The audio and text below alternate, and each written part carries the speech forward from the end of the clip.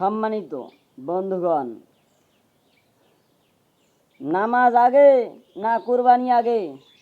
বলেন বলেন, নামাজ আগে না কুরবানি আগে? বলেন। আমার আল্লাহ রাব্বুল আলামিন স্পষ্টভাবে দলিল দেন, ফাসল্লি লিরাব্বিকা ওয়ানহার, আল্লাহু আকবার। আগে নামাজ তারপর কোরবানি। কথা বলেন ঠিক না ঠিক? আগে নামাজ তারপর কুরবানি। আজকাল বাংলাদেশের দিকে নজর করে দেখুন, নামাজ পড়ে না, কুরবানির প্রতিযোগিতা করে। ঠিক না ঠিক? এজন্য যারা নামাজ পড়ে না তাদের কুরবানি কবুল হবে না। এটা কি আমি বানায় বলতেছি? না বন্ধুগণ, আমি বানায় বলতেছি না। কোরআন শরীফে 3টা ছোট সূরা আছে। কয়টা? কি কি বলেন? সূরা আসর, 2 নম্বরে সূরা কাউসার, 3 নম্বরে সূরা নাসর। ঠিক না ঠিক? এই সূরা কাউসারের মধ্যে 2 নম্বর আয়াতে আল্লাহ বলেন, ফাসল্লি লিরাব্বিকা ওয়ানহার। আল্লাহ বলেন, বান্দা তুমি সালাত কায়েম করো এবং সালাত কায়েমের পরে তোমরা আমি আল্লাহ রাব্বুল আলামিনের রাস্তায় কুরবানি করো।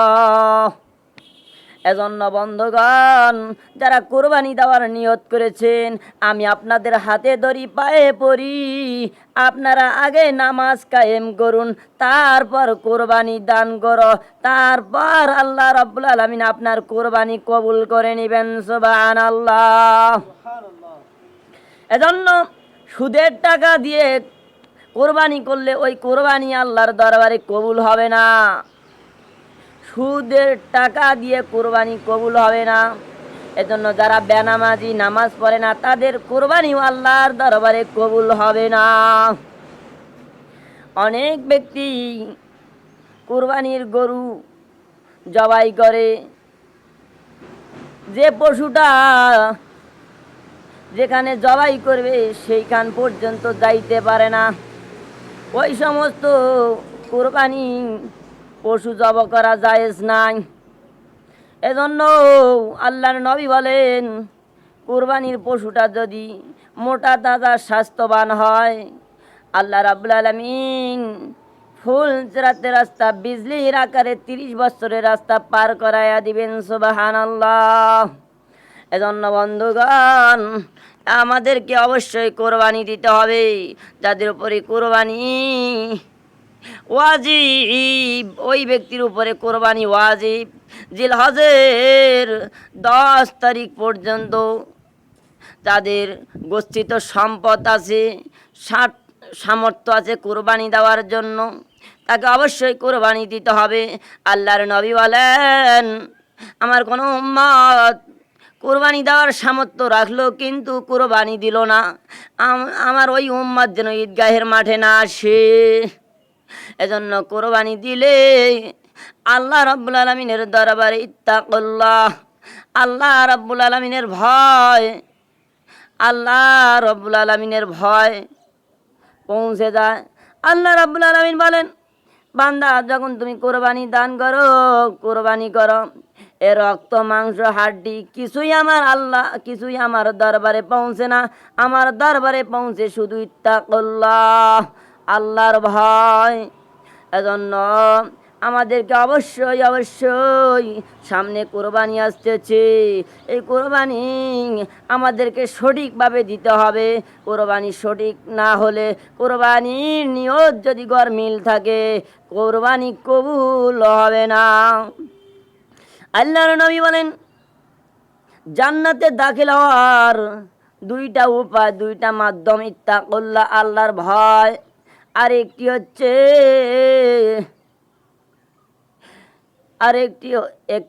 ইত্তাকুল্লাহ, আল্লাহর ভয়, আর একটি হচ্ছে উত্তম চরিত্র।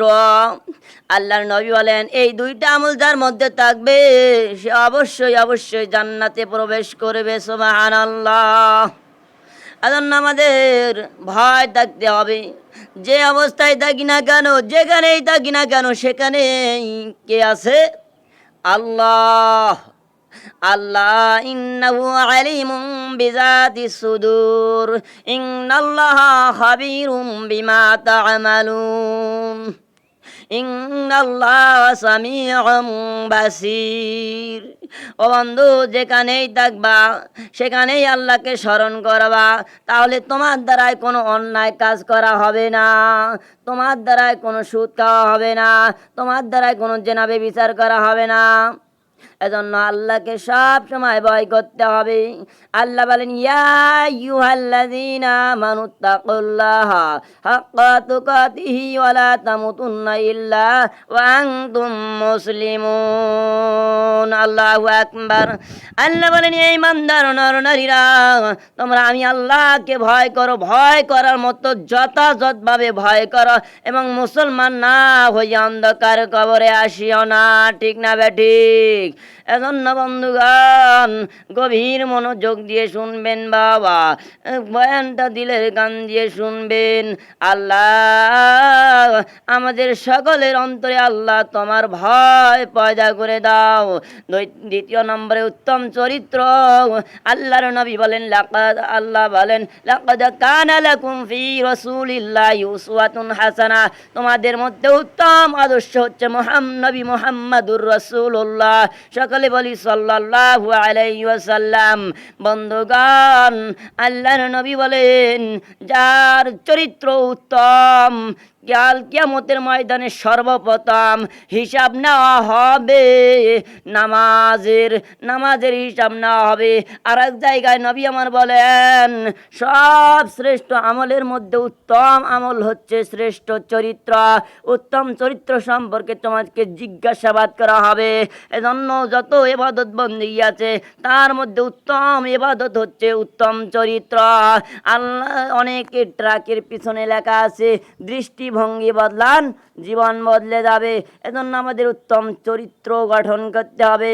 উত্তম আখলাকে হামিমা, আখলাকে জামিমা, দুইটা চরিত্র। একটা হচ্ছে মন্দ চরিত্র, আর একটি হচ্ছে ভালো চরিত্র। ভালো চরিত্র আল্লাহ তুমি আমাদেরকে দান করা। ও বন্ধুগণ, নবী আমার আরেক জায়গায় বলেন, জাহান্নামে যাওয়ার জন্য দুইটা দোষ, জাহান্নামে দাখিল হওয়ার জন্য দুইটা যদি জিনিস থাকে, দুইটা যদি তোমার দোষ থাকে, তাহলে তুমি অবশ্যই জাহান্নামের মধ্যে চলে যাবে। এক নম্বরে হচ্ছে জবানের হেফাজত। ও বন্ধুগণ, অনেক ব্যক্তি আছে নামাজ পড়ে সুদ খায়, নামাজ পড়ে ঘুষ খায়, নামাজ পড়ে জেনা ব্যভিচার করে, নামাজ পড়ে মিথ্যা কথা বলে। ও বন্ধুগণ, তাদের জন্য ওয়েল নামক জাহান্নাম। আল্লাহ বলেন, ফাওয়াইলুল লিল মুসাল্লিন আল্লাযীনা হুম আন সালাতিহিম সাহুন। আল্লাহ বলেন, ওই নামাজীদের জন্য দুর্ভোগ, যারা নামাজে অলসতা করে, নামাজে বিমুখতা প্রকাশ করে, নামাজে অলসতার সহিত দাঁড়ায়, তাদের জন্য ওয়েল নামক জাহান্নাম। আল্লাহ বলেন, ওয়াইলুল লিল মুতাফফিফিন, যারা মাপে কম দেয় তাদের জন্য দুর্ভোগ। এজন্য বাজান মাপে কম দেওয়া যাবে না। আল্লাহ রাব্বুল আলামিন বলেন, আল্লাহর নবী বলেন, ও আমার উম্মতের দল, তোমরা জবানের হেফাজত করো। আল্লাহ বলেন, ইয়া আইয়ুহাল্লাযীনা আমানুত্তাকুল্লাহা ওয়া কুলু কাওলান সাদীদা ইউসলিহ লাকুম আ'মালাকুম ওয়া ইয়াগফির لكم جنوبكم ومن يطع الله ورسوله فقد فاز فوزا عظيما। আল্লাহু আকবার। আল্লাহ রাব্বুল আলামিন বলেন, হে ইমানদার নরনারীরা, তোমরা আমি আল্লাহকে ভয় করো, এবং যখন কথা বলবা তখন সঠিক কথা বলবা, হক কথা বলবা, সত্য কথা বলবা। এই দুইটা যদি আমল করো, একটা আমি আল্লাহকে ভয় করো এবং যা বলবা সত্য কথা বলবা, হক কথা বলবা, তাহলে আমি আল্লাহ রাব্বুল আলামিন দুইটা পুরস্কার দেব। দুইটা পুরস্কার দেব। ইউসলিহ লাকুম আ'মালাকুম ওয়া ইয়াগফির লাকুম যুনুবাকুম ওয়া মান ইউতিল্লাহা ওয়া রাসূলাহু ফাকাদ ফাযা ফাওজান আযীমা। আমি আল্লাহ দুইটা পুরস্কার দেব। একটা হচ্ছে জীবনের গুনাহ মাফ করে দেওয়া, আর দ্বিতীয় নম্বরে তোমার অতীতের গুনাহ খাতা আমি আল্লাহ রাব্বুল আলামিন পরিশোধ করে দেব। সুবহানাল্লাহ। এজন্য বাজান মুখের জবানের হেফাজত করতে হবে। আর দ্বিতীয় নম্বরে লজ্জা স্থানের হেফাজত করতে হবে। আল্লাহর নবী বলেন, আমার কোনো উম্মত যদি দুটি জিনিসের হেফাজতের দায়িত্ব দেয়, একটা হচ্ছে জবানের হেফাজত আর একটি হচ্ছে লজ্জা স্থানের হেফাজত, এই দুইটি জিনিসের হেফাজতের দায়িত্ব যদি আমি নবীকে দিতে পারে, আমি নবী তার জন্য জান্নাতের জিম্মাদার হয়ে গেলাম। সুবহানাল্লাহ। আল্লাহ রাব্বুল আলামিন তুমি আমাদেরকে এই আলোচনা থেকে আল্লাহ আমাদেরকে হেদায়েত নেওয়ার তৌফিক দান করো, আমিন।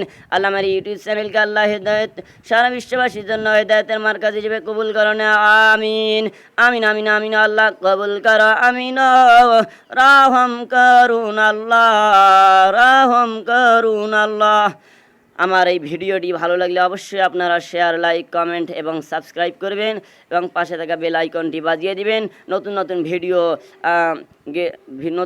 ভিডিও যেন আপনারা আগে আগে পেতে পারেন, এজন্য আপনারা অবশ্যই ভিডিওটি সাবস্ক্রাইব করবেন। আসসালামু আলাইকুম ওয়া রাহমাতুল্লাহি ওয়া বারাকাতুহু।